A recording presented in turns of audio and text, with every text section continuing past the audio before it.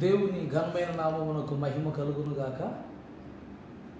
మరొక మారు దేవుని వాక్యాన్ని ధ్యానించుకోవడానికి ప్రభు మనకు అనుగ్రహించినటువంటి ఈ భాగ్యాన్ని బట్టి దేవాది దేవునికి నా హృదయపూర్వకమైన వందనాలు, కృతజ్ఞతలు తెలియజేస్తున్నాను. లైవ్ కార్యక్రమం ద్వారా ఈ వాక్యాన్ని వినటానికి కూడి వచ్చిన మీ అందరికీ కూడా ఆ ప్రభు పేరిట నా వందనాలు, శుభములు తెలియజేస్తున్నాను. మరి ఈ సమయంలో ప్రార్థన ద్వారా ఈ యొక్క వాక్య ధ్యానంలోనికి మనం వెళదాము. మన మధ్యలో ఐజక్ బాబు ఉన్నాడు.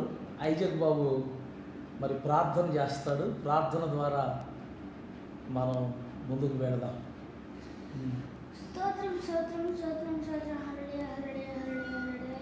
యేసా, ఈ దినమంతా కాపాడినందుకు మీకు వందనాలు వందనాలు వందనాలు ప్రభువా. మరి ఈ లైవ్ కార్యక్రమం మంచిగా జరగడానికి మీరు సహాయం చేయండి. మరి యేసు, ఈ కోవిడ్-19 అనే కరోనా వైరస్ వల్ల ప్రజలు బాధపడుతున్నారయ్యా. ఈ కరోనా వైరస్ అనే వ్యాధి పోమని ఆజ్ఞాపిస్తున్నాను ప్రభు. దయతో మా పాపాలన్నీ క్షమించండి వేడుకుంటున్నా. వాక్యం కోసం ప్రార్థన చేయమ్మా. మరి వాక్యం ధ్యానించబోతుండగా మాకు అర్థం అవటానికి సహాయం చేయండి. ప్రతి ఒక్కటి మాకు అర్థం అవటానికి సహాయం చేయండి. యేసు నామములో ప్రార్థిస్తున్నాం తండ్రి. ఆమేన్. ఆమేన్. ఆమేన్.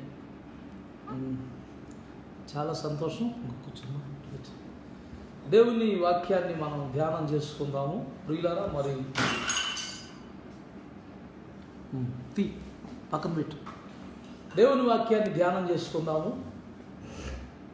గడిచిన కొన్ని వారాలుగా దేవుని ప్రేమించటం, నీవు నన్ను ప్రేమిస్తున్నావా అని ప్రభు అడిగిన ప్రశ్నను లోతుగా మనం ధ్యానం చేస్తుండడాన్ని బట్టి మరి ఇన్ని సెషన్స్ మనం దాని గురించి మనం ధ్యానం చేసుకుంటున్నా కానీ దానికి ముగింపు రావట్లా. నిజంగా ప్రేమ అనేది దాని లోతు, దాని పొడుగు, దాని ఎత్తు, దాన్ని కొలవటం అసాధ్యమైంది. దేవుని ప్రేమ. అందుకే దేవుని ప్రేమను గురించి ఇంత ఎక్కువగా మనం ధ్యానంలోనికి నడిపించబడుతున్నాం. మంచిది ప్రియులారా. మరి దేవుని ప్రేమిస్తే, ఎవరైతే దేవుణ్ణి ప్రేమిస్తున్నారో వారికి దేవుడు ఏ విధంగా ఆయన తన కార్యాలు జరిగిస్తున్నాడు, తను ప్రేమించే వారి ఎడల దేవుడు ఎలాంటి కార్యాలు జరిగిస్తున్నాడో మనం వాటిని గడిచిన 2 వారాలుగా మరి గడిచిన రెండు సెషన్స్గా ధ్యానం చేసుకుంటూ వచ్చాం. దేవుని ప్రేమించు వారిని దేవుడు ఆయన కూడా ప్రేమిస్తున్నాడని, తర్వాత వారిని ఆయన తప్పిస్తాడనే విషయాన్ని మనం చూసుకున్నాం. మనం తర్వాత వారిని కాపాడుతాడని, ఆ తర్వాత వారిని ఆస్తికర్తలుగా చేస్తాడని, మేలు కలుగుటకి సమస్తము సమకూడి జరిగిస్తాడని, ఇవన్నీ దేవుని ప్రేమించు వారి విషయంలో దేవుడు చేసే కార్యాలు. వాటిని గురించి మనం ధ్యానం చేశాం. ఇంకా నాకు ఈ విషయం మీద ఇంకా లోతైన ధ్యానాన్ని దేవుడు అనుగ్రహించాడు. దేవుని ప్రేమించే వారి విషయంలో దేవుడు వేటిలో నుండి తప్పిస్తాడు, వేటిలో నుండి కాపాడుతాడు, ఇవన్నీ కూడా. సరే, మనం ముందుకు వెళదాం. ఇదిను దేవుని ప్రేమించే వారికి వారి జీవితంలో దేవుడు చేసేటువంటి ఆత్మీయమైన మేళ్ళేంటి అంటే, దేవుడు ఆత్మ సంబంధంగా వారిని ఏ విధంగా తన ఉపకారాలతో నింపువాడై ఉన్నాడనే విషయాన్ని మనం ధ్యానం చేయబోతున్నాం. దానిలో మొదటిగా యాకోబు రాసిన పత్రిక 1వ అధ్యాయం 12వ వాక్య భాగాన్ని మనం పరిశీలన చేద్దాం. ఆత్మీయంగా దేవుడు చేసేటువంటి మేలులలో మొదటిది యాకోబు రాసిన పత్రిక 1వ అధ్యాయం 12వ వాక్యం. ముచ్చటగా 3 మేలులు ఆత్మీయంగా దేవుడు మనకు చేసేవాడై ఉన్నాడు. వాటిని గురించి ధ్యానం చేసుకుందాం. యాకోబు రాసిన పత్రిక 1వ అధ్యాయం 12వ వాక్యం నేను చదువుతాను, మీరు గమనించండి. బైబిల్ గ్రంథంలో, శోధన సహించువాడు ధన్యుడు,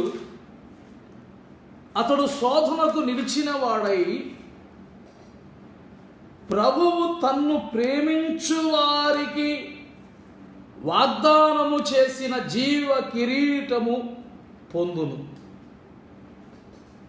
మరొకసారి చదువుతున్నాను. శోధన సహించువాడు ధన్యుడు, అతడు శోధనకు నిలిచిన వాడై ప్రభువు తన్ను ప్రేమించు వారికి వాగ్దానము చేసిన జీవ కిరీటము పొందును. ప్రభువు తన్ను ప్రేమించిన వారికి వాగ్దానము చేసిన జీవ కిరీటమును పొందును. దేవుణ్ణి ప్రేమించేవారు, దేవుణ్ణి ప్రేమించే వారికి దేవుడంట వాగ్దానం చేశాడు. ఏం వాగ్దానం చేశాడు? ఈ వాక్యాన్ని మనం చదివినట్లయితే, తన్ను ప్రేమించు వారికి వాగ్దానం చేసిన జీవ కిరీటం పొందును. జీవ కిరీటాన్ని వాడికి ఇస్తానని దేవుడు వాగ్దానం చేశాడంట.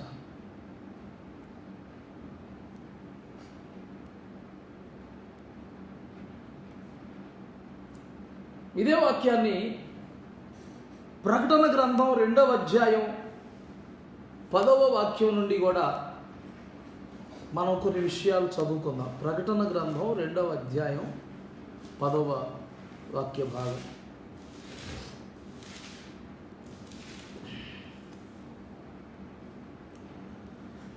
మీరు శోధింపబడినట్లు అపవాది మీలో కొందరిని చెరలో వేయింపబోచున్నాడు. 10 దినములు శ్రమ కలుగును.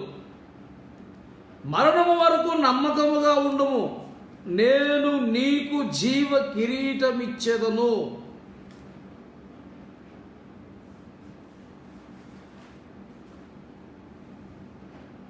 నేను నీకు జీవ కిరీటం ఇచ్చేదనన్న వాగ్దానం దేవుడు తను ప్రేమించిన వారికి ఇస్తున్నాడు. అంటే దాన్ని బట్టి మనకు అర్థమవుతుంది, ఆయన్ని ఎవరైతే ప్రేమిస్తారో వారు వారి జీవితంలో వచ్చే శోధనలలో వారు దేవుని కొరకు నమ్మకంగా నిలుస్తారు. కాబట్టి దేవుడు వారికంట జీవ కిరీటం ఇస్తాడంట. దేవునికి స్తోత్రం కలుగును గాక. దేవుణ్ణి ప్రేమించేవారు, దేవుణ్ణి ఎవరైతే ప్రేమిస్తారో వారు మాత్రమే వారి జీవితంలో వచ్చే శోధనలలో నమ్మకంగా మరణం వచ్చినా కూడా నమ్మకంగా నిలబడతారంట. అందుకు దేవుడు వాళ్ళకేమని వాగ్దానం చేస్తున్నాడంటే, జీవ కిరీటం ఇస్తా.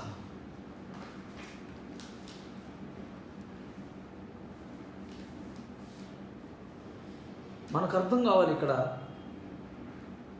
శోధనలలో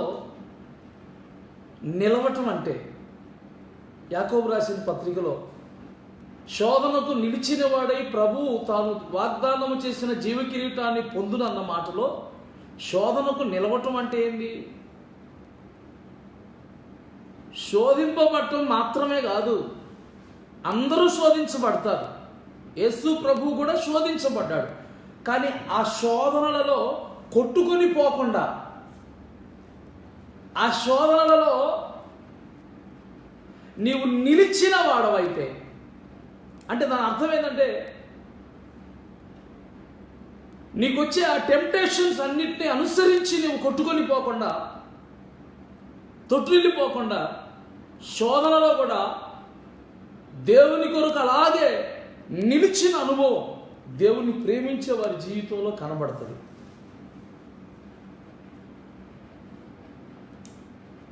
ఈ విషయాన్ని మీకు అర్థం కావాలంటే ఒకసారి మనం యోసేపు దగ్గరికి వెళ్ళాలి.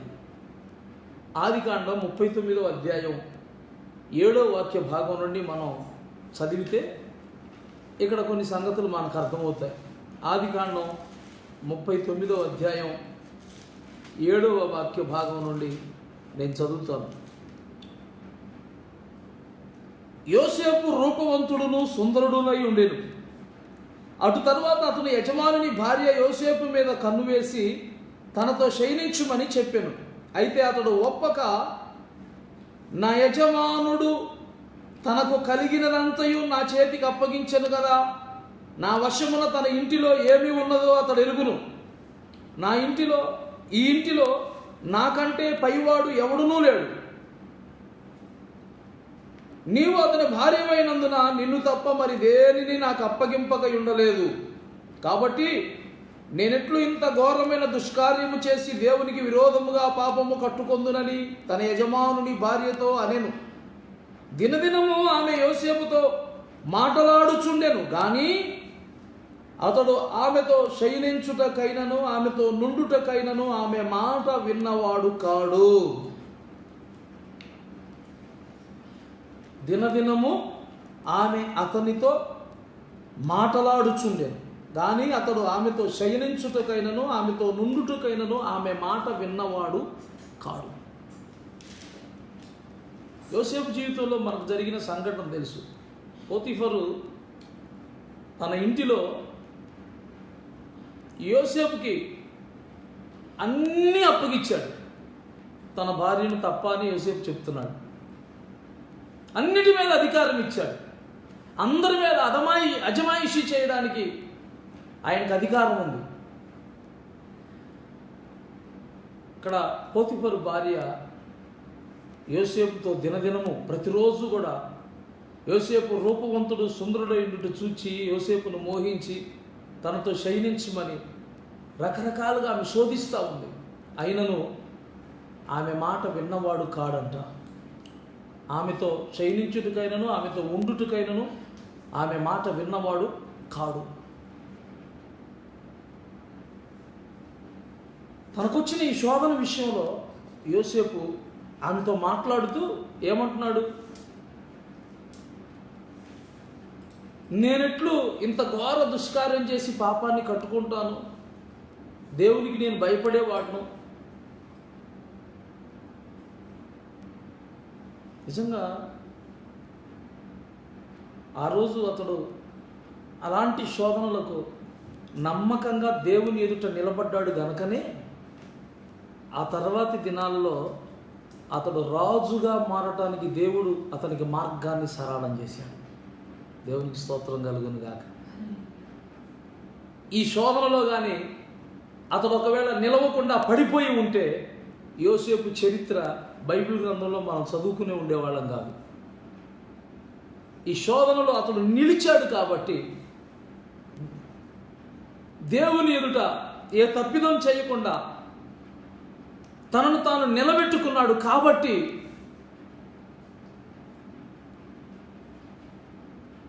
అతడు శోధనలో నమ్మకంగా దేవుని ఎదుట నిలబడిన విధానాన్ని బట్టి దేవుడు అతడు రాజు అవ్వడానికి అతన్ని అక్కడి నుండి చెరసాలకు తీసుకెళ్ళి అక్కడ చెరసాల చేసి ఆ చెరసాలలో ఉన్నటువంటి 2 ఖైదీలలో దేవుడు కార్యం చేసి వాళ్ళల్లో ఒకడిని రాజు దగ్గరికి ఉద్యోగానికి పంపించి రాజుతో వాడు మాట్లాడేటట్లు చేసి ఈ రకంగా ఐగుప్తు దేశంలో యోసేపు ఒక రాజుగా మారడానికి ఒక మార్గం సరళపడింది. దేనిలో అంటే శోధనలో నమ్మకంగా నిలిచిన దాన్ని బట్టి.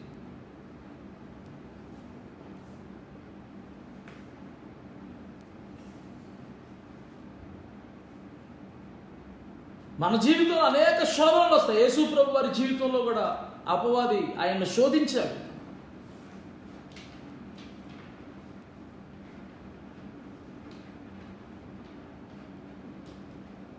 కానీ శోధనకు యేసు ప్రభు వారు లొంగిపోలేదు. అందుకే ఇక్కడ ఉన్నాడు యాకోబు రాసిన పద, అతడు శోధనకు నిలిచిన వాడైతే ప్రభు తాను ప్రేమించిన వారికి చేసిన వాగ్దాన కిరీటాన్ని పొందుకుంటాడు. వాగ్దానాన్ని, అదే జీవ కిరీటం పొందుకుంటాడు. అంటే దేవుణ్ణి ప్రేమించేవాడు ఎవరో ఇక్కడ మనకు అర్థమవుతుంది. శోధనలలో నిలుస్తాడు. శోధనకు కొట్టుకొని పోడు.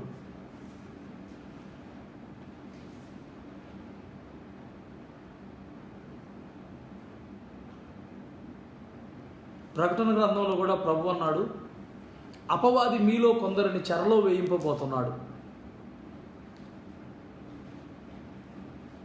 10 దినముల వరకు మీకు శ్రమ కలిగిద్ది. అపవాది వలన మనకు శోధనలు శ్రమలు కలుగుతాయి.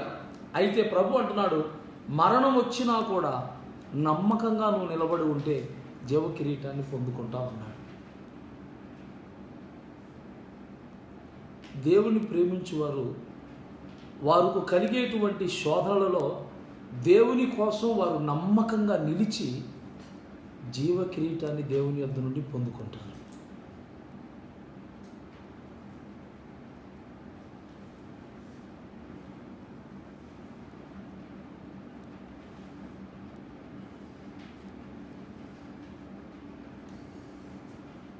మంచిది. దేవుని ప్రేమించు వారి విషయంలో దేవుడు వారికి చేసే మేలేందంటే వారికి జీవ కిరీటం ఇస్తాడు. రెండోది, యాకోబు రాసిన పత్రిక 2వ అధ్యాయం 5వ వాక్యం. 2వ అధ్యాయం 5వ వాక్యం.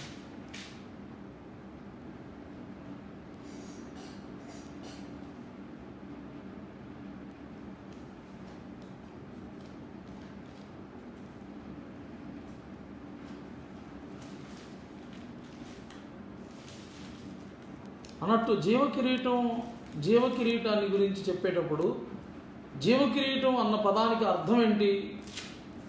ఒకసారి ఈ మాట చదువుకుందాం. ప్రకటన గ్రంథంలో, జయించువాడు రెండవ మరణం వల్ల ఏ హాని చెందడు.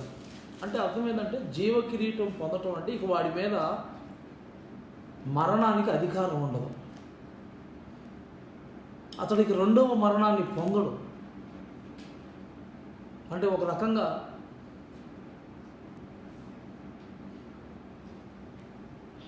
అతను నిత్య జీవం కలిగిన వాడిగా ఉంటాడు.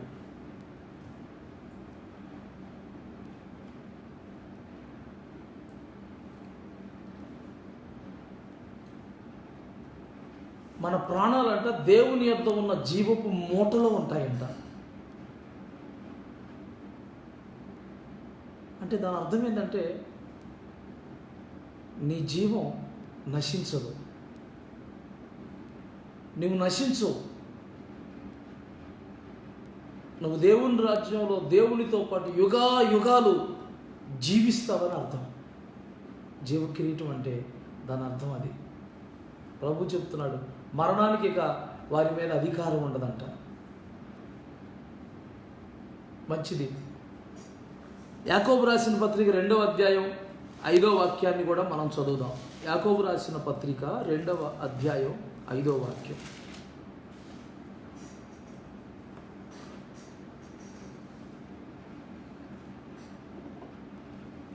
ఈ లోక విషయంలో దరిద్రులైన వారిని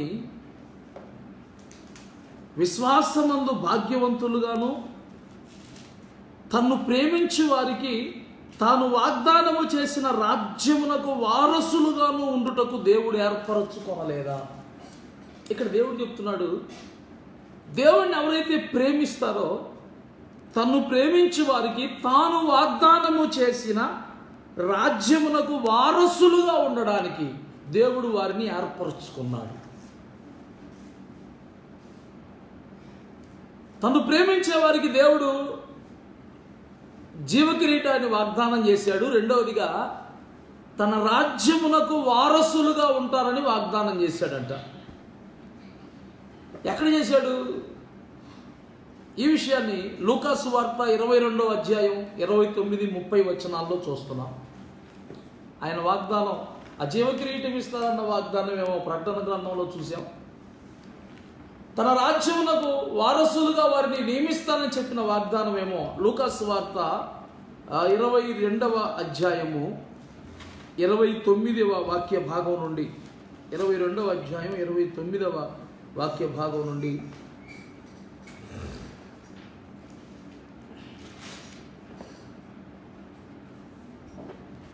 నేను చదువుతున్నాను, దయచేసి గమనించండి. నా శోధనలలో నాతో కూడా నిలిచి ఉన్నవారు మీరే గనుక నా తండ్రి నాకు రాజ్యమును నియమించినట్టుగా నా రాజ్యములో నా బల్ల యొక్క అన్నపానములు పుచ్చుకొని సింహాసనముల మీద కూర్చుండి ఇజ్రాయేలు 12 గోత్రముల వారికి మీరు తీర్పు తీర్చుటకై నేనును మీకు రాజ్యమును నియమించుచున్నాను.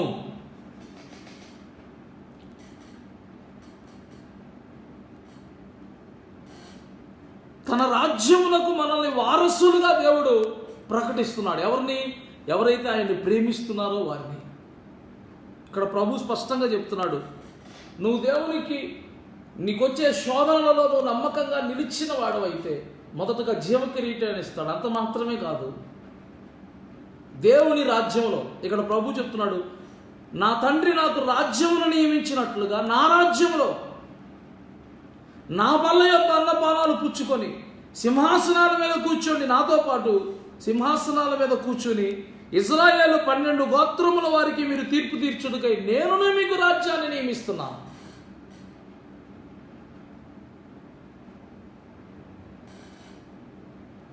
రానున్న యుగాలలో ఎవరైతే దేవుణ్ణి ప్రేమిస్తున్నారో, అనగా ఎవరైతే వారి శోధనలో నమ్మకంగా దేవుని కొరకు నిలబడతారో, రానున్న యుగాలలో రాజ్య పరిపాలన చేసేది వాళ్ళే. దేవుడు వాగ్దానం చేశాడు, నా రాజ్యాన్ని మీకు ఇస్తాను. అంటే ఈ దినాలలో ఎలాగైతే ఆయా ప్రాంతాలను ఎమ్మెల్యేలు, ఎంపీలు ఇలాగా ప్రభుత్వం పరిపాలన చేస్తుందో, రేపొద్దున ప్రభువారు ఈ భూమి మీద స్థాపించేటువంటి దేవుని రాజ్యంలో 1000 సంవత్సరాల రాజ్యంలో నమ్మకంగా నిలిచిన వారిని దేవుడు ఆయా ప్రదేశాలకి, ఆయా ప్రాంతాలకి ఆయన రాజ్యాన్ని వారికి అప్పగించి వారిని అధిపతులుగా చేసి సింహాసనాలు వారికి నియమించి వారి చేతికి వాళ్ళని అన్నిటినీ అప్పగించబోతున్నాడు ఆయన. వీళ్ళంటావు ప్రతిరోజు దేవుని బల్ల యొద్ద ప్రభుతో పాటు భోజనం చేస్తూ ఆయనతో పాటు ఆయన సింహాసనతో పాటు ఉన్నటువంటి సింహాసనాల మీద కూర్చొని ప్రజలకు తీర్పు తీర్చేవారిగా ఉంటారంట.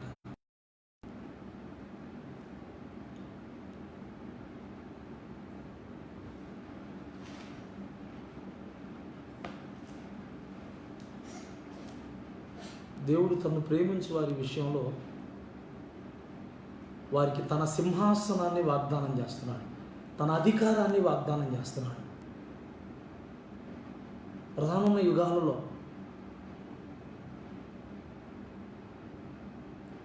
రానున్నటువంటి యుగాలలో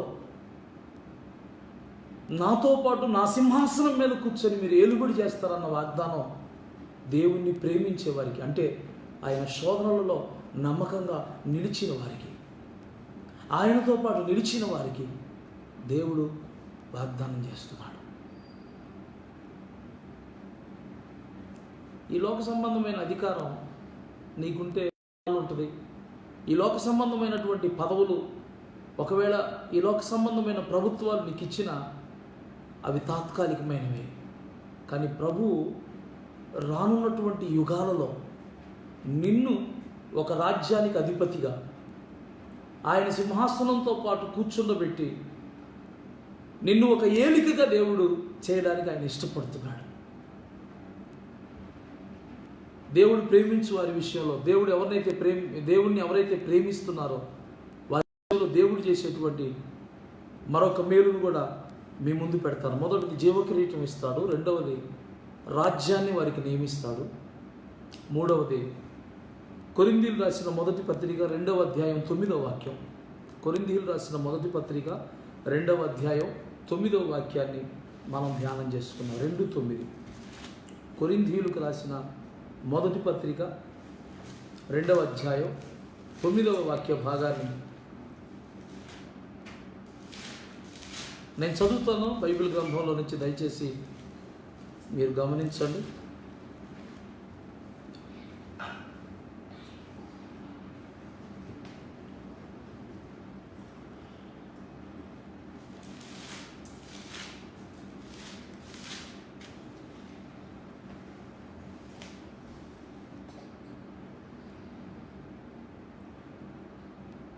ఇందును గూర్చి దేవుడు తన్ను ప్రేమించు వారి కొరకు ఏవి సిద్ధపరిచినో అవి కంటికి కనబడలేదు, చెవికి వినబడలేదు, మనుష్య హృదయమునకు గోచరము కాలేదు అని వ్రాయబడి ఉన్నది.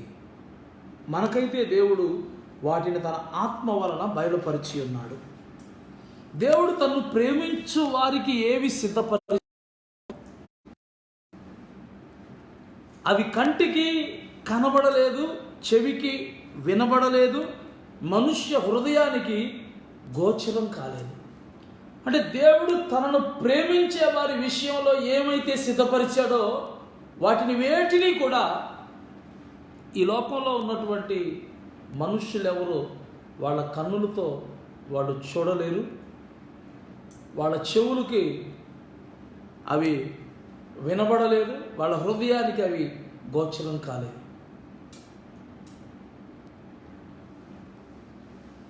దేవుడు ఏమి సిద్ధపరిచాడు? ఈ వాక్యాన్ని చెప్పే ముందు, దేవుడు ఏమి సిద్ధపరిచాడో వాటిని చెప్పే ముందు, అవి ఎందుకు కంటికి కనబడలేదో, చెవికి వినబడలేదో, హృదయానికి గోచరం కాలేదో మనం తెలుసుకోవాలి. కంటికి ఎందుకు అవి కనబట్టలేదు, హృదయానికి ఎందుకు గోచరం కావట్లేదు అనే విషయాన్ని మనం తెలుసుకోవాలి. ఒకసారి మీరు ఈ వాక్య భాగాన్ని చూడండి. కొలస్సీలకు రాసిన పత్రిక 1వ అధ్యాయం 16వ వాక్య భాగాన్ని చూద్దాం.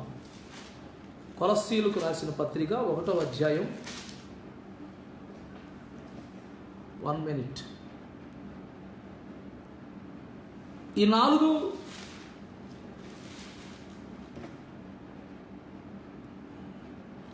కొరింథీయులకు రాసిన 2వ పత్రిక 4వ అధ్యాయం 17-18 వాక్యాలు చదివి కొలస్సీలోకి వెళ్దాం.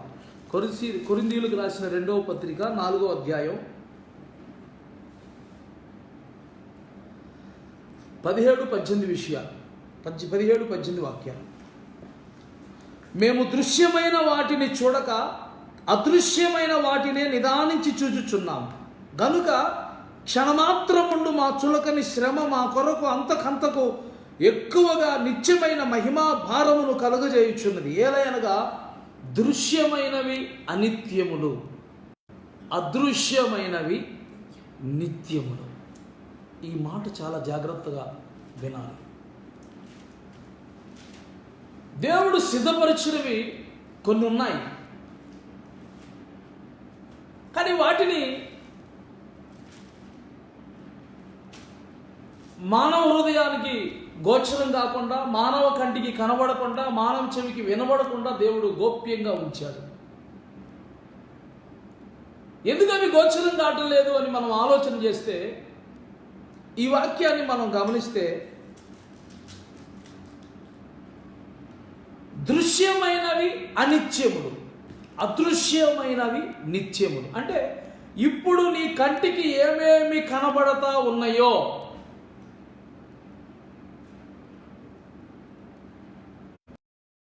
దృశ్యమైనవి.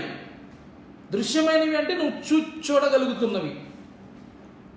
ఇప్పుడు నీ కంటితో నువ్వేం చూస్తున్నావో ఈ భూమి మీద, నీ మానవ నేత్రంతో నువ్వు చూసేది, లేదా నీ చెవులతో నువ్వు వినేది, లేదా నీ అండర్స్టాండింగ్లో నీకు ఈ లోకంలో కనిపించేది ఏదైతే ఉందో అదంతా ఒక రోజు రాబోతుంది. ఆ రోజున అదంతా అదృశ్యమైపోద్ది. ఇప్పుడు దృశ్యమైనవి ఏవైతే ఉన్నాయో అవి అనిత్యములు, అంటే నిత్యం ఉండేవి కాదు, కొంతకాలం తర్వాత గతించిపోయేవి. కాబట్టి ఇలాంటి వాటిని తన పిల్లలకు దేవుడు ఇవ్వాలనుకోవటం,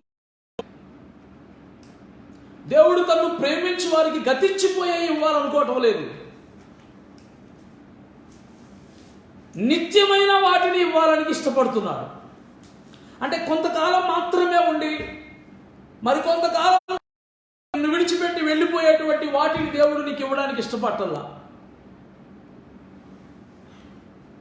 కొన్ని దినాల వరకు మాత్రమే ఉండి మరికొన్ని దినాలు కనబడకుండా నీ యొద్ద నుండి వెళ్ళిపోయే వాటిని వేటిని కూడా, నశించిపోయే వాటిని వేటిని కూడా, అనిత్యమైన వాటిని వేటిని కూడా దేవుడు ఇవ్వడానికి ఇష్టపడట్లేదు. దేవుడు తను ప్రేమించి వారికి ఏమి ఇవ్వడానికి ఇష్టపడుతున్నాడు అంటే నిత్యమైన వాటిని ఇవ్వడానికి ఇష్టపడుతున్నాడు. ఎస్, నీకు ఒక పేరు దేవుడు కలగజేశాడు అంటే అది నిత్యమైన పేరుగా నిలిచింది. నీకు ఒక దేవుడు ఒక సాక్ష్యాన్ని కలగజేశాడంటే అది నిత్యముగా నిలబడింది. దేవుడు నీకు ఒక వరాన్ని ప్రేమించి ఇచ్చాడు అంటే అది నిత్యముగా నిలబడింది.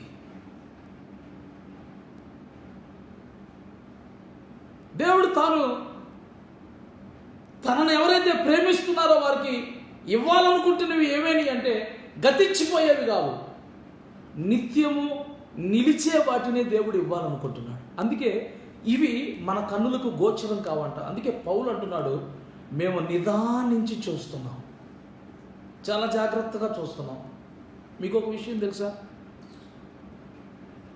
అంతరిక్షాన్ని పరిశోధించే వాళ్ళు ఆ టెలిస్కోపులతోటి చాలా నిదానంగా ఉన్న వాటిని అన్నింటినీ గమనించగలుగుతారు.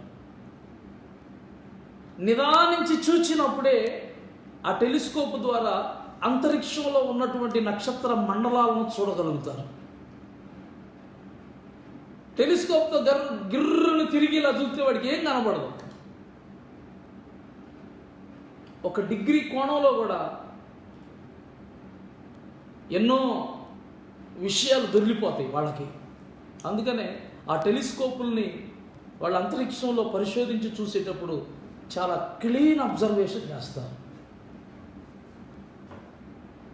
అంటే నేను ఇది ఎందుకు చెప్పాలనుకుంటున్నానంటే, ప్రభువు పరలోకమందు మనకు ఏమేమైతే ఇవ్వాలనుకుంటున్నాడో వాటన్నిటినీ ఎవరైతే నిదానించి గమనించగలుగుతారో, చూడగలుగుతారో వారికే అవి కనబడతాయి, అందరికీ అవి కనబడవు. అందుకే పౌలు అన్నాడు, మేము దృశ్యమైన వాటిని చూడక, అంటే ఇప్పుడు కంటికి కనబడుతున్నటువంటి వేటిని కూడా చూడక అదృశ్యమైన వాటినే నిదానించి చూచుచున్నాం.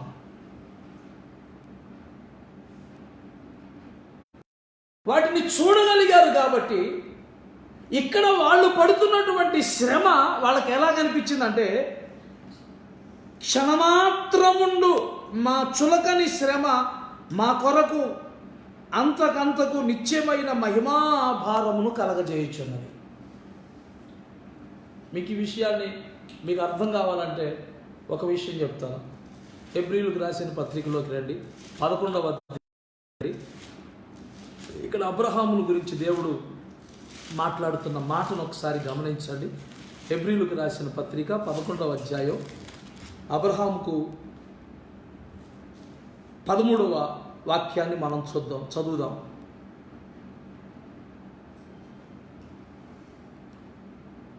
వీరందరూ ఆ వాగ్దానముల ఫలము అనుభవింపకపోయినను దూరము నుండి చూచి వందనము చేసి తాము భూమి మీద పరదేశులమును యాత్రికులమై ఉన్నామని ఒప్పుకొని విశ్వాసము గలవారై మృతి నొందిరి. అబ్రహాము గురించి, ఇస్సాకు గురించి, యాకోబు గురించి పై వచనాల్లో చెప్పుకుంటా వచ్చి ఇక్కడ ఒక కంక్లూజన్ ఏం చెప్తున్నాడంటే, వీరందరూ ఆ వాగ్దానముల ఫలమును పొందకపోయినను, అనుభవించకపోయినను దూరము నుండి చూచి వందనము చేసి. దేన్ని చూశారు?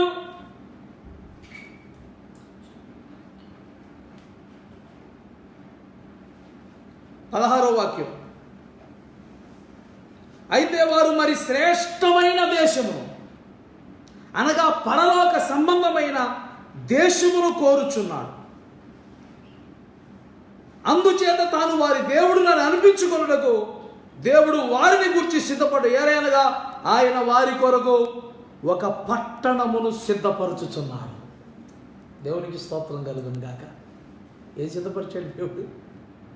ఒక పట్టణాన్ని సిద్ధపరిచాడు. చూడండి, ఇదే అధ్యాయంలో 10వ వాక్యాన్ని చూడండి. 10వ వాక్యం, 9వ వాక్యం చూడండి. విశ్వాసమును బట్టి అతడును అతనితో ఆ వాగ్దానమునకు సమాన వారసులైన ఇస్సాకు, యాకోబు అనువారును గుడారములలో నివసించుచు అన్యుల దేశ వాగ్దత్త దేశములో పరవాసులై ఏలయనగా దేవుడు దేనికి శిల్పియు నిర్మాణకుడునై ఉన్నాడో పునాదులు గల ఆ పట్టణము కొరకు అబ్రహాము ఎదురు చూచుచుండెను. పునాదులు గల ఆ పట్టణము కొరకు దేవుడు ఎదురు చూచుచుండెను. దేవుడు దేనికి శిల్పియు నిర్మాణకుడునై ఉన్నాడో, దేవుడు తను ప్రేమించి వారి కోసం అంట ఆయన వారి కొరకు ఒక పట్టణం, ఆ పట్టణాన్ని చూశారంట అబ్రహాము, ఇస్సాకు, యాకోబులు. అందుకనే ఆ పట్టణాన్ని చూచినప్పుడు అది నా పట్టణం, దేవుడు నాకు ఇవ్వాలనుకుంటున్నది, నా కొరకు సిద్ధపరిచినది, నా నివాసం అక్కడ, నా పౌరసత్వం అక్కడ, నేను ఉండబోయేది అక్కడ, నా రాజ్యం అది అని వాళ్ళు గుర్తెరిగినప్పుడు ఈ లోకంలో ఎన్ని ఉన్నా సరే ఇవేవి వాళ్ళ కంటికి విలువైనవిగా కనబడలేదు, గోచరము కాలేదు. రాజుల మధ్యలో నువ్వు మా అందరి మధ్యలో మహారాజులాగా ఉన్నావని రాజుల చేత అనిపించుకున్న అబ్రహాము కూడా రాజు వలె తన కొరకు ఒక గొప్ప పట్టణాన్ని కట్టుకోలేదు, సింహాసనాన్ని పెట్టుకోలేదు. దేవుని వాక్యం వాళ్ళ గురించి ఏం చెప్తుందంటే, దేవుడు సిద్ధపరిచిన వాటిని వాళ్ళు చూచారు గనక ఈ లోకంలో ఉండే అంతా కూడా నశించిపోయాయి కనుక వీటి మీద వాళ్ళ మనస్సు లేదు. కాబట్టి వాళ్ళు ఎలా జీవించారంటే గుడారాల్లో జీవించారంట. ఈరోజు నీ కొరకు నువ్వు అందమైన భవంతులు నిర్మించుకుని, ఆహా దేవుడు నాకు భలే స్వాస్థ్యం ఇచ్చాడు, భలే బంగ్లా ఇచ్చాడు, భలే ఇల్లు ఇచ్చాడు, భలే కారు ఇచ్చాడు అని సంబరపడిపోతున్నావేమో. దృశ్యమైన వాటిని మాత్రమే చూస్తుంటే అసలు నువ్వు విశ్వాసమే కాదు. ఆ విషయం నీకు తెలుసా? దృశ్యమైన వాటిని చూసేవాడు విశ్వాసి కాదు. అసలు విశ్వాసం అంటే ఏంటి? ఒకసారి మీరు చూడండి, ఇదే అధ్యాయం 11వ అధ్యాయం, హెబ్రీయులకు రాసిన పత్రిక 11వ అధ్యాయంలో విశ్వాసం అనున్నది మొదటి వాక్యం. విశ్వాసం అనున్నది నిరీక్షింపబడు వాటి యొక్క నిజస్వరూపమును అదృశ్యమైనవి ఉన్నవనుటకు రుజువునై ఉన్నది. దానిని బట్టి పెద్దలు సాక్ష్యం పొందిరి, ప్రపంచములు దేవుని వాక్యము వలన నిర్మాణమైనవనియు అందును బట్టి దృశ్యమైనది కనబడేడు పదార్థముల చేత నిర్మింపబడలేదనియు విశ్వాసము చేత గ్రహించుకొనుచున్నాం. విశ్వాసం అంటే కంటికి కనబడేదాన్ని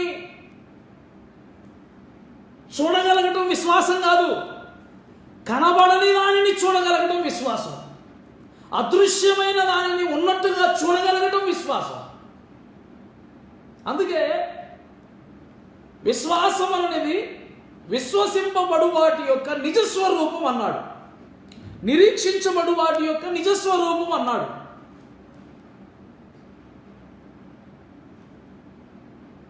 ఇప్పుడు నీ కంటికి కనబడేది, నువ్వు కనబడేదాన్ని నువ్వు విశ్వసించలేవు, అది విశ్వాసం కాదు. అది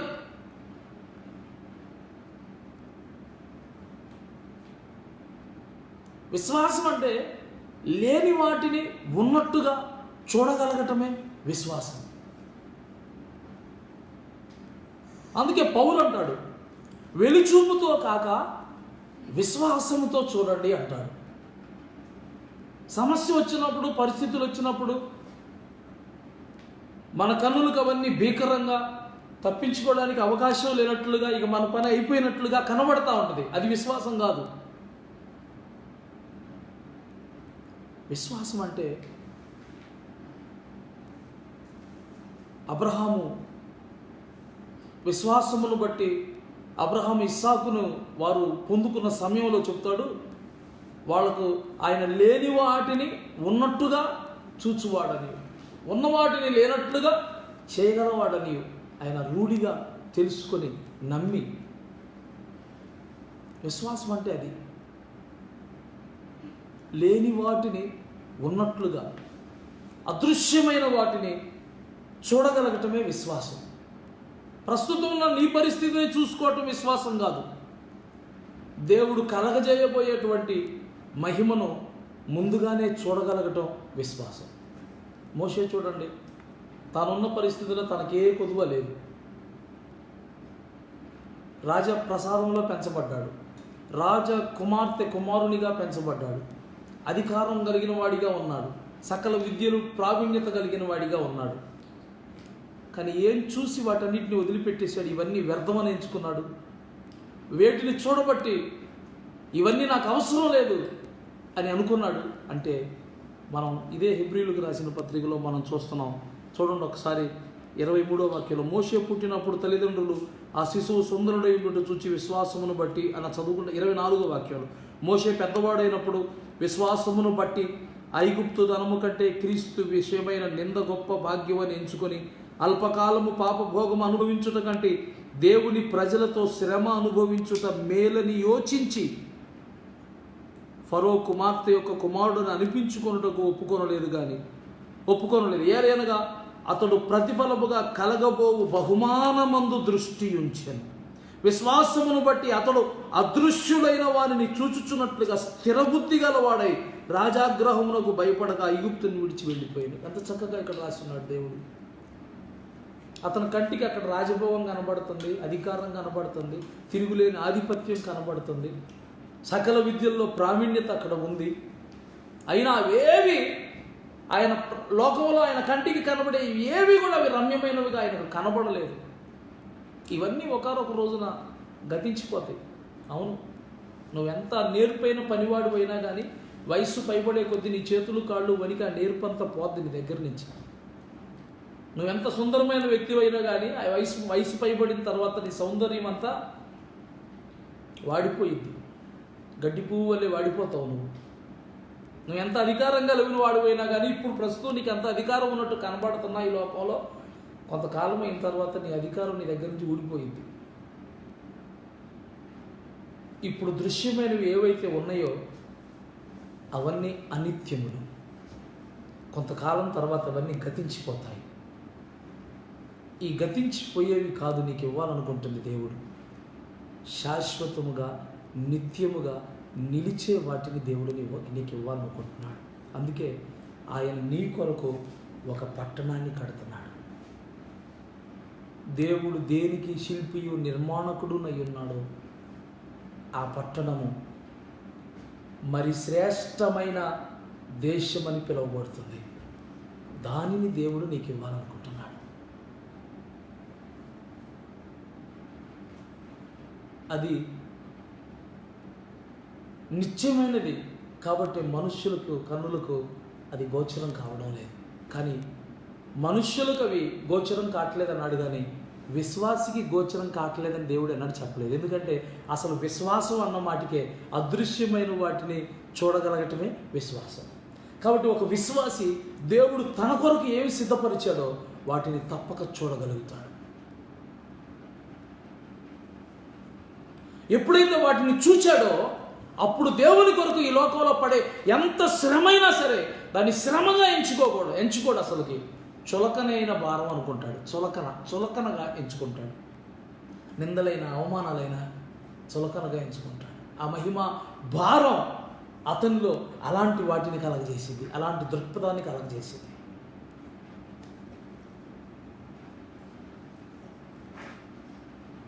దీని గురించి ప్రభువైన యేసుక్రీస్తు వారు కూడా అంటాడు, తండ్రి యొద్దకు వెళ్తున్నాను,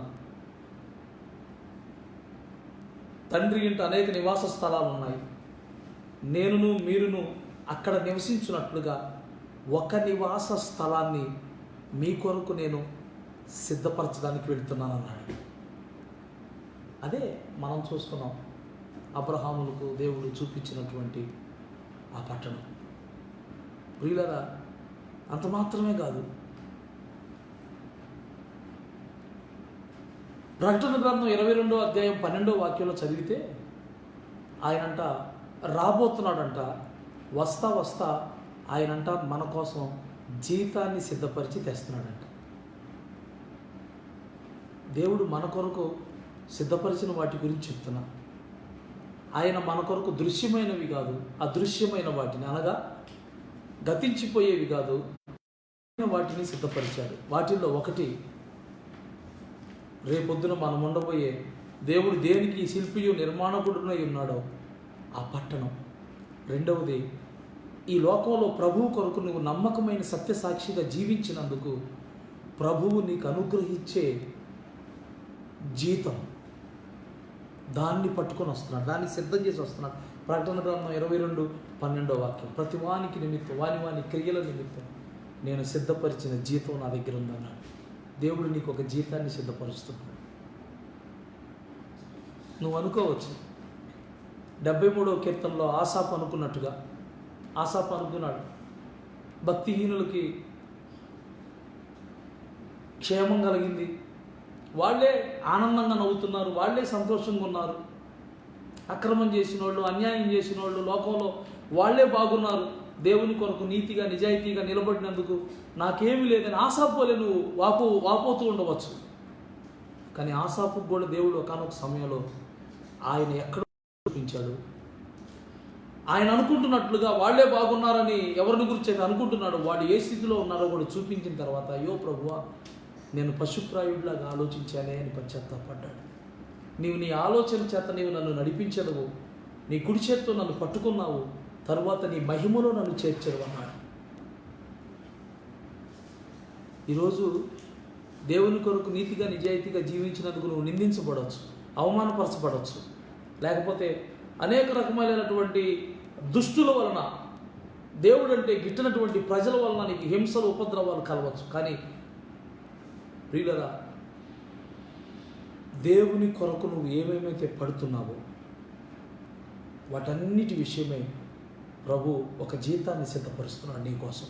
ప్రభు చెప్పాడు, ఇదిగో నా నిమిత్తం మీరు జనులు మిమ్మల్ని నిందించి హింసించి అబద్ధముగా చెడ్డ మాటలు ఎలా పలుకున్నప్పుడు మీరు ధన్యులు, ఎందుకంటే పరలోకమందు మీ ఫలము గొప్పది. నీకెప్పుడు ఫలం కలుగుతుంది, నీకెప్పుడు జీతం కలుగుతుంది, నీకెప్పుడు అక్కడ దేవుడు బహుమానం సిద్ధపరుస్తున్నాడు. ఎస్, ఇవన్నీ దేవుని నిమిత్తం నువ్వు అనుభవించినప్పుడు. అందుకే ఒక విశ్వాసి దృశ్యమైన వాటిని చూసి నడుచుకోకూడదు. అసలు విశ్వాసి అవడం దృశ్యమైన వాటిని చూస్తే, కంటికి కనబడుతున్న వచ్చిన నింద, వచ్చిన అవమానం, వచ్చిన అవహేళన, వీటన్నిటిని చూసుకొని కుమిలిపోతున్నావా తప్ప దేవుని కోసం నువ్వు వాటినన్నింటినీ పడినందువల్ల పరలోకంలో నీకు కనబడుతున్న ప్రతిఫలాన్ని నువ్వు చూడలేకపోతున్నావు. అందుకే నువ్వు గంతులేయలేకపోతున్నావు. ప్రభు అన్నాడు, మీ ఫలం గొప్పది, మీరు సంతోషించి గంతులు వేయండి, పరలోకమందు మీ ఫలం అధికమవుతుంది అన్నాడు. పరలోకమందు నీకు కలిగే ఫలాన్ని చూడనందువల్ల, భౌతికమైన వాటిని చూస్తున్నందువల్ల నువ్వు ఏడ్చుకుంటూ కూర్చుంటున్నావు తప్ప వాటి ప్రతిఫలంగా పరలోకంలో దేవుడు నీకు కలగజేస్తున్నటువంటి బహుమానాన్ని, సిద్ధపరిచిన జీతాన్ని నువ్వు చూడలేకపోవటం వల్ల నీకు సంతోషం కలగట్లా. ఒక విశ్వాసిగా నీవు దృశ్యమైన వాటిని కాక అదృశ్యమైన వాటిని చూడు. కంటికి కనబడుతున్న ప్రస్తుత పరిస్థితులు కాక వాటిలో ధైర్యంగా ప్రభు కొరకు నిలబడినప్పుడు నీకు కలిగే పరిస్థితులను ఏమండి, పరలోకమందు ప్రభు నీకు కలగజేయబోయే బహుమానాన్ని చూడగలిగితే వాటన్నిటి మధ్యలో, ఆ నిందలు అవమానాలు వాటన్నిటి మధ్యలో కూడా ఎగిరి గంతేయగలిగినటువంటి కృప నీకు ఇస్తాడు. బైబిల్ గ్రంథంలో అపొస్తలుల కార్యాల్లో మనం చూస్తున్నాం, ఈ నామం నిమిత్తం మీరు ఎవరిని, ఈ నామం నిమిత్తం మీరు ఎక్కడా కూడా ఎవరికి కూడా వాక్యం ప్రకటించకూడదని వాళ్ళు ఆజ్ఞాపిస్తే అయినా కూడా వాళ్ళు ప్రకటిస్తున్నారు. అందుకని వాళ్ళనంట కొరడాలతో కొట్టారంట, చాలా గాయాలు చేశారంట. కానీ ఆ కొట్టించుకున్న వాళ్ళు, ఆయన నామాన్ని ప్రకటించి ఆ రీతిగా తన్నులు తిన్నవాళ్ళు, దెబ్బలు పెట్టినవాళ్ళు, వాళ్ళు ఎలా భావించుకున్నారో తెలుసా?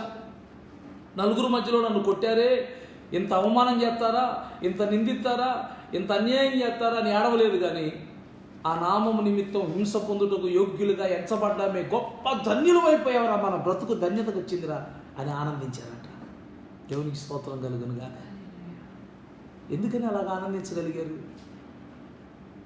వాళ్ళు విశ్వాసులు, నిజమైన విశ్వాసులు. దృశ్యమైన దాన్ని చూడలేదు, అదృశ్యమైన వాటిని చూస్తున్నారు.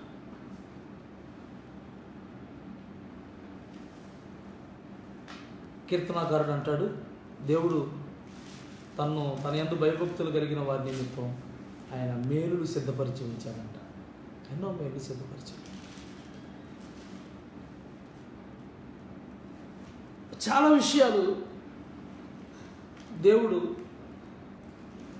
నిత్యముగా నీకుండేటట్లుగా సిద్ధపరుస్తున్నాడు. నిత్యముగా నీకుండేటట్లుగా.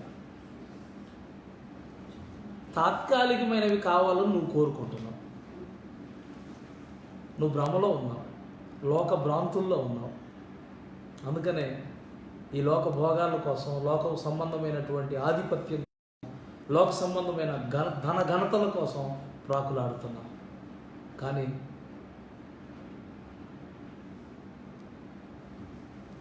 నువ్వు ఒక విశ్వాసిగా, అంటే అదృశ్యమైన వాటిని చూడగలిగిన నేత్రాలతో నువ్వు పయనం సాగిస్తుంటే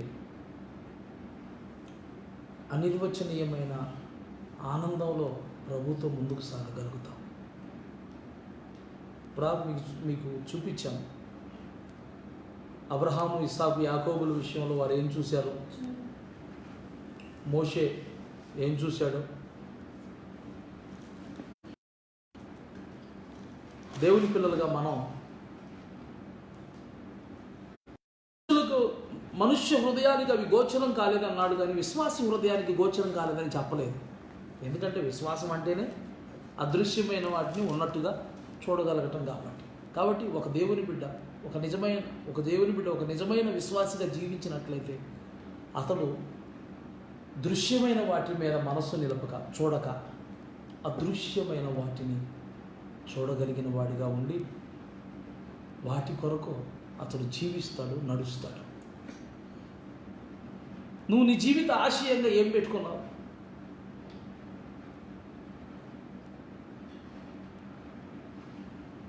ఏమవ్వాలని? ఈ లోకంలో ఏదో సాధించి ఏమో అయిపోదామనే దానికంటే కూడా దేవుని రాజ్యంలో దేవునితో కూడా నిత్యము నిలిచే అనుభవాలలో నువ్వు నిలవటం మేలు. ప్రభు అట్టి కృప మీకు దయచేయను గాక. 3 విషయాలు చెప్పాను ఆత్మీయంగా. దేవుడు తను ప్రేమించే వారి కోసం జీవ కిరీటాన్ని సిద్ధం చేశాడు. 2వది రాజ్యాన్ని సిద్ధం చేశాడు. 3వది ఆయన నీ కొరకు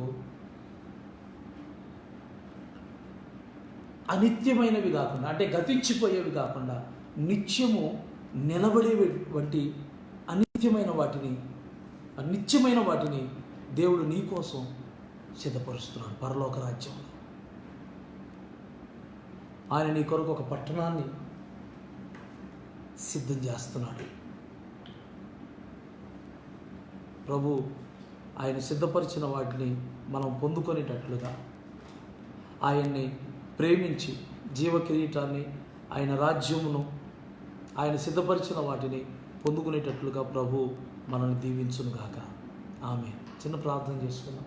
పరిశుద్ధుడైన తండ్రి, నీకు వందనాలు, కృతజ్ఞతాస్తుతులు. ఈ వాక్యం ద్వారా ఎంతమంది అయితే బిడ్డలు ఈ వాక్యాన్ని ధ్యానిస్తున్నారో, వాక్యాన్ని వింటున్నారో, వారందరి జీవితంలో గొప్ప ఉపకారాలు మీరు అనుగ్రహించమని ప్రార్థిస్తున్నాను. నిజమే ప్రభువా, నీవు మా కొరకు జీవ కిరీటాన్ని, మా కొరకు నీవు రాజ్యము, అలాగే మా కొరకు నీవు అదృశ్యమైన వాటిని, అనగా నిత్యము నిలిచే వాటిని సిద్ధపరుస్తున్నావు. ఒక దేవుని బిడ్డగా మేము అలాంటి విశ్వాసము కలిగిన చూపులో ముందుకు కొనసాగబడడానికి సహాయం చేయండి. నిన్ను ప్రేమించు వారి కొరకు నువ్వు ఏవి నాయన స్తోత్ర చేయుచున్నావో, భౌతికంగా కానీ ఆత్మీయంగా కానీ వాటన్నిటినీ మేము అనుభవించేటట్లుగా నీ దీవెన కృపా సహాయం మాకు కలిగించాలి. నజరేయుడు యేసుక్రీస్తు పరిశుద్ధ నామములో ప్రార్థించి స్తుతించి పొందుకొని ఉన్నాం తండ్రి. ఆమేన్.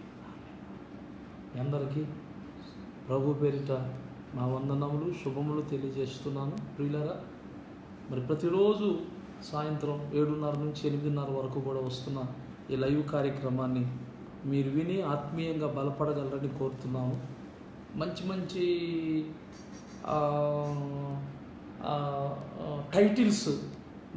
టైటిల్స్ మెసేజ్కి నేను పెట్టలేకపోవచ్చు, కానీ మంచి ఉపదేశం కలిగినటువంటి బలవర్ధకమైన సజీవమైన దేవుని వాక్యాన్ని ఖచ్చితంగా మీకు అందించగలనని ప్రభు కృపను బట్టి చెప్తున్నాను.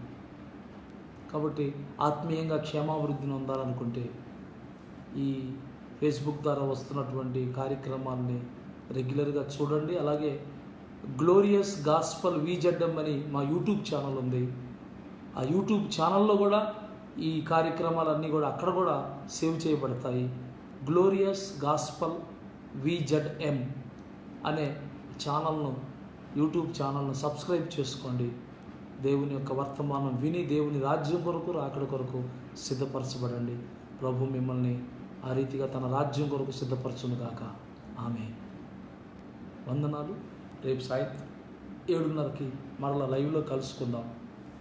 అంతవరకు సెలవు. ప్రభు మిమ్మల్ని దీవించును గాక.